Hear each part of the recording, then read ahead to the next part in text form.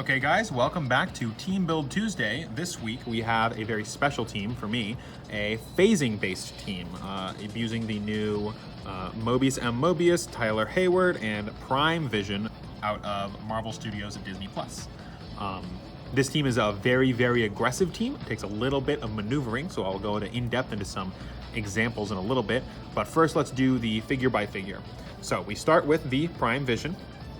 So he has on his Clix 3 different ways to play him, at 200, 100, or 50. This is very nice because this is normally a 300-point team playing him at his 100-point line. So if you want to play a 400-point event, you can just play him at his 200-point line. Team doesn't change a bit. And the vision gets significantly better, as you can see on his top dial. He has way more Clix of life, higher numbers throughout the whole thing. But for this example, we're going to assume this is a 300-point team and use his 100-point line, which is his red line there. So he starts with 10 movement, 11 attack, 18 defense, 3 damage, and a range of 8. Although we're not going to really be using that range on this team. His special powers are that way the whole way down, so he only has these 4 abilities on it. He has traded plasticity, and adjacent characters can't use improved abilities. So you can run him up next to a range attacker who can improve shoot next to adjacent characters, and they can no longer do that. His movement ability is Flurry, Phasing Teleport. When the Vision uses Phasing Teleport after resolutions, it can use Flurry as free. This is the ability that we're going to primarily be abusing in this team. We're going to let him use a bunch of phasing abilities, and then let him Flurry a million times, and he'll be able to just keep on slapping around. His defense ability is I Am Vision. He has Invincible, Super Senses, and Willpower, and that entire defense ability is protected from Outwit. So he will always be trying to remove counters, always be reducing penetrating damage, so he's a great figure to go after mystic abilities, and the Super Senses to have a chance to dodge out of any attacks that he would even take. His damage ability is Outwit, Shape Change, and when the Vision uses Shape Change and succeeds after resolution, he'll at 1 click. This damage ability is very similar to the Halloween Spooktacular abilities that are also found throughout this set, but combining his Shape Change with his Super Senses and his Invincible, along with an Outwit to turn off annoying abilities, this guy is a house all on his own, but we're just going to make him even better. Jumping back to that second ability, the Phasing Teleport. When the Vision uses Phasing Teleport after resolutions, it can use Flurry as free. Flurry allows you to make 2 attacks, so just by himself, when he moves around, you just say, I'm using Phasing Teleport, you land next to somebody, and you can make 2 close combat attacks. He has an 11 attack and a 3 damage, so those are pretty good numbers just on that. Next up, we've got Silver Samurai. He is our secondary attacker. He has traded Phasing Teleport. When Silver Samurai uses it and moves 5 squares or less, after resolutions, he may make a close attack. So very similar to the Vision's Flurry ability, although significantly weaker in a lot of ways. We'll look at the back of his card. One thing that he does have up on the Vision is that he has the Exploit weakness. So if we're going after somebody with Impervious or some other defensive reducing abilities, he is the way to break those abilities so that Vision can then run in for the finisher. Silver Samurai also has Blades, Claws, Fangs with stealth and combat reflexes, so he is very annoying to actually hit. You can't range attack him because of the stealth, and when you melee attack him, his defense goes to a 19 or an 18, which are really high numbers for these kinds of figures. Plus he has an 11 attack on that top with Blades. So he can potentially be running around, phasing through everything, and attacking afterwards with a Blades of 6 with Exploit weakness. Very high damage potential output from him. Next up, we've got Mobius M Mobius. This figure is the reason to build this team. His damage ability is Leadership, and once per turn for all characters with this effect, when a friendly character within range uses Phasing Teleport and moves 4 squares or less, after resolutions they may make a close attack. You may notice that this reads very similarly to Silver Samurai and the Vision's abilities, and these do stack on top of each other. If Silver Samurai phases 4 squares, from his own effect, he has phased 5 squares or less, so he gets to make an attack. And then as long as he started that Phasing Teleport within range of Mobius, who has a range of 6, Mobius allows him to make another attack. Both of those can be used with Blades, Claws, Fangs, and both of those have the Exploit weakness ability on Silver Samurai. Notably, Silver Samurai has Flurry later down on his dial. This does not allow him to use Flurry after these phasing effects. It is a close attack, not a close action, something that you must keep in mind when using this team. Looking at the back of Mobius' card, he has his special damage ability on his top Clix and his 4th Clix, not the whole way through, but he does have Energy Shield deflections, Outwit in the middle, and Telekinesis. He is a very nice telekinesis piece to try and get your guys into range to be able to make long range attacks against your opponent, as well as a nice outwitter if he only takes a couple points of damage. The energy shield deflection implies that you should be keeping him in the back, and that is what we're going to be trying to do. If Mobius drops on this team, a lot of our damage output goes down, but not all is lost. Next up, we have Tyler Hayward. This one specifically synergizes with the Vision. His damage ability is Leadership. When Tyler Hayward uses it and succeeds, this turn he has Power. Move an adjacent friendly character up to half its speed value. If that character has the Sword keyword, after resolutions, it may make a close attack. Our White Prime Vision has the Sword keyword. So, if Tyler Hayward succeeds on his Leadership roll, you can still remove the token, and he gets to make a Power action to allow the adjacent Vision to move half its speed. Then, since it's a Sword character, make a close attack. Again, this will not allow Vision to use his Flurry. But, since Vision has flying, he can carry Hayward so that they're always next to each other. And Hayward has Mastermind, which means that if they try to attack Hayward, he can just shift the damage to the Vision, who has Super Senses and Invincible, to take less damage on those attacks. So Hayward is likely very safe. Vision will move half of his speed, half speed of 10, so 5 squares, and then he will get to make an attack. Then, if Mobius is within range 6 of the Vision, Vision can then, for his turn, use Phasing Teleport, again carrying Tyler Hayward. As long as he phases less than 4 squares and started within range of Mobius, he will get to make another attack. And then because of the Vision's ability, he will get to Flurry to make another attack and another attack. This Vision can make up to 4 attacks in one turn if played correctly. This is a very tactical team. You must be watching your positioning the entire game for all of your characters. Tyler Hayward here also has the Shield Team ability and Stealth on his top 2 Clix, as well as Incapacitate with 2 targets. If it really comes down to it, you can Incapacitate, but the Shield Team ability allows anybody he's standing next to increase their range by +1, which means that we can buff Mobius's range to 7 if he's standing next to Hayward when we want to use our phasing ability. Next, we've got Polaris. She is just more of a utility piece, and also a piece that I'm just generally fond of. She has the Rally ability, which means that when an opponent makes an attack roll, if one of their finalized die include a 5, she gets a Rally die on her card. Her power says, as a free action, you can remove Polaris's Rally die to knock back a character within range and line of fire 5 squares in a direction of your choice. This is a free action, so it can also be used on top of her telekinesis. And you can target your opponent's characters and knock back them towards you. It's in a direction of your choice. You can pick a diagonal, you can pick a straight line. It allows you to not only manipulate your own characters a little bit better, but also your opponents. She also has Sidestep on the top of her dial and Stealth a little bit later down, as well as Telekinesis and Energy Shield Deflections. She starts at a 17, so her Energy Shield Deflections brings her up to a 19 when hit by range attacks, and again, she will likely be staying in the back. She does have 3 damage on her top dial if you really need her to make an attack though. She is primarily here for the Sidestep, Telekinesis, and the knockback on the Rally die. Those are some really, really good positioning abilities that we're going to be abusing in this team. And finally, to round out the team, we've got 2 Darcy Lewises. She is a very simple support piece, but she does a lot for her point value. She has a special damage ability that has Outwit and Perplex. She has Stealth, and then later on, she has Outwit and Perplex. She also has the Shield Team ability, which again will allow any adjacent characters to increase their range by +1.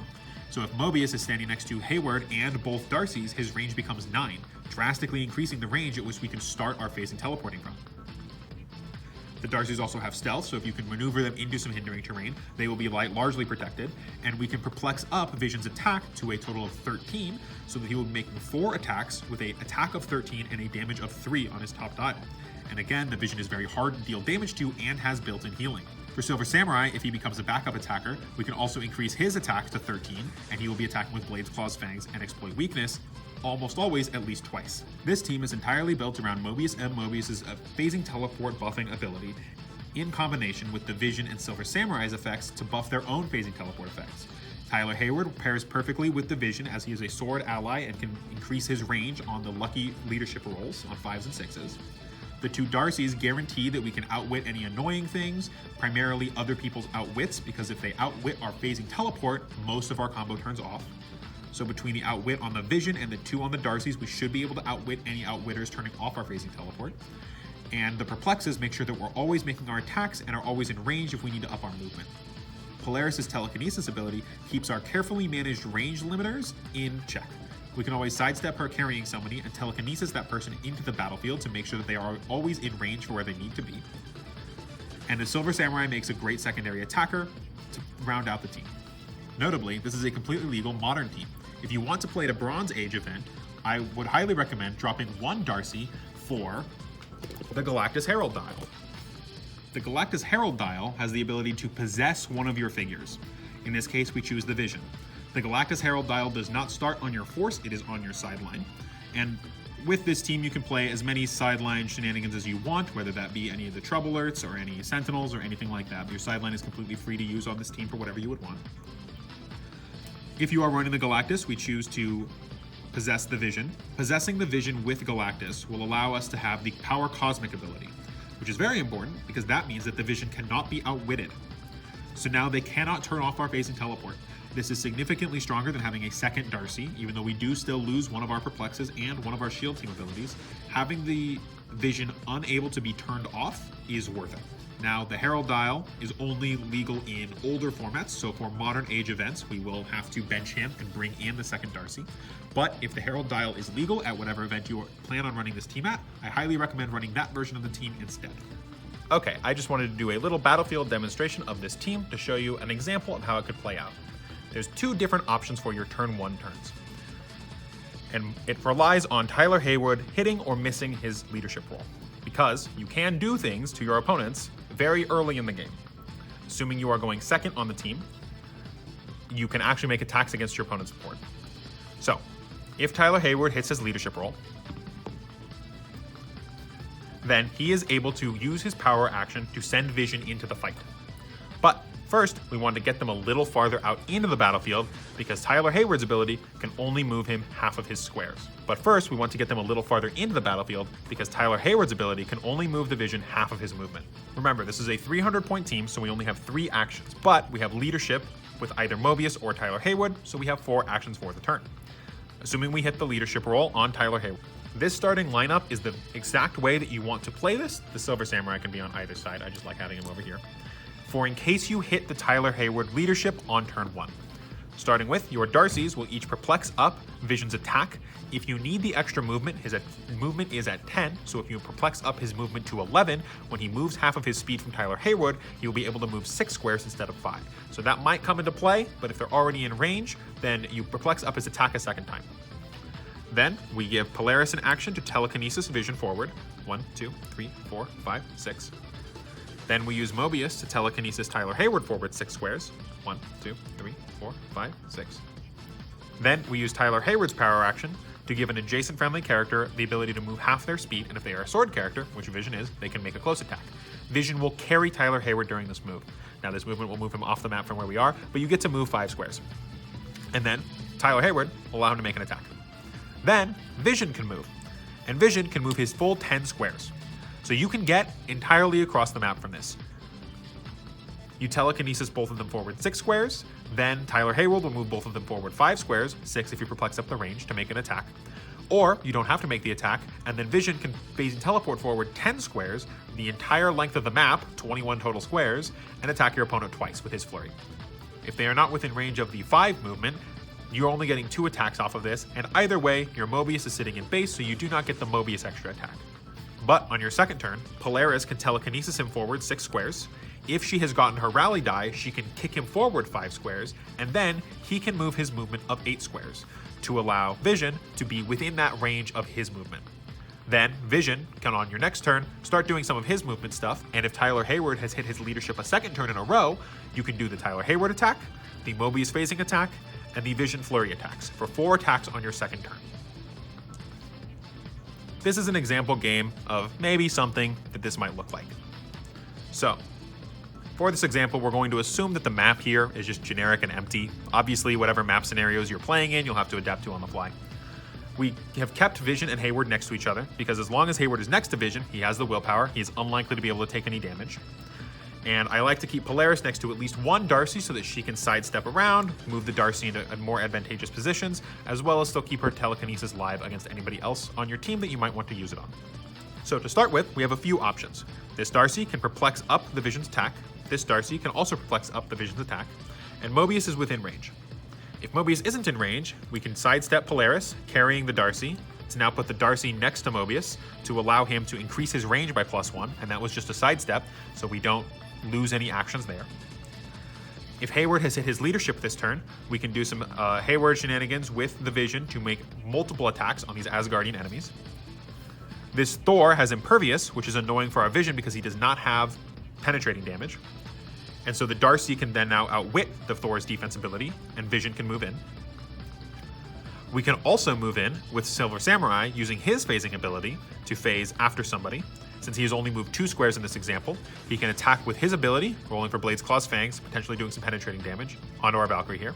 And since he started his movement within the range 7 of Mobius, he is also allowed to make another attack using Blades, Claws, Fangs. To use Mobius' ability, they only have to start within his range. If you start within 6 squares and then move 17 away, that is still fine. Mobius will give you another attack. You do not have to end your movement within his range. These shield team abilities can definitely help to buff his range, as well as having Polaris maybe sidestep telekinesis the Mobius and then he runs himself, or having the Mobius even telekinesis himself, although that's not advantageous because he could probably just move the 8 squares. He does have phasing teleport.